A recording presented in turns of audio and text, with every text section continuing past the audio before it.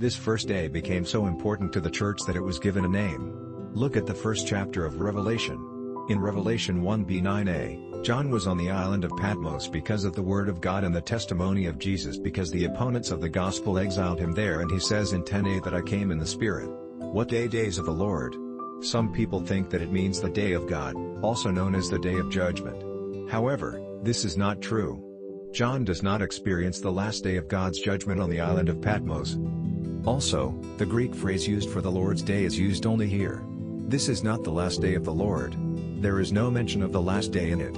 It is the day of the Lord, and John does not give any explanation about it. When was John writing this? He was writing 30 to 40 years after Paul.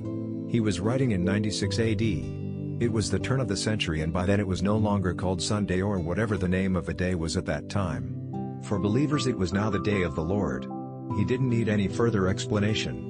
There are many references to this in the 2nd century, and it must have been some years later since John was writing in AD 96.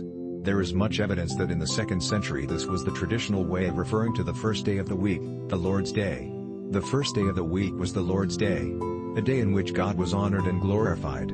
Christ should be glorified 24 hours a day, 7 days a week, and he should be glorified Saturday morning, Saturday night, and every single day. However, I feel like God has put his mighty hand on the first day of the week, saying, "This is my day. This is my day." We must make sure that we do not follow Hebrews 10b25a as it is written, "Do not forsake the gathering together of one another, as is the custom of some, but exhort one another, and as much as that day." When you see him approaching, do more than that.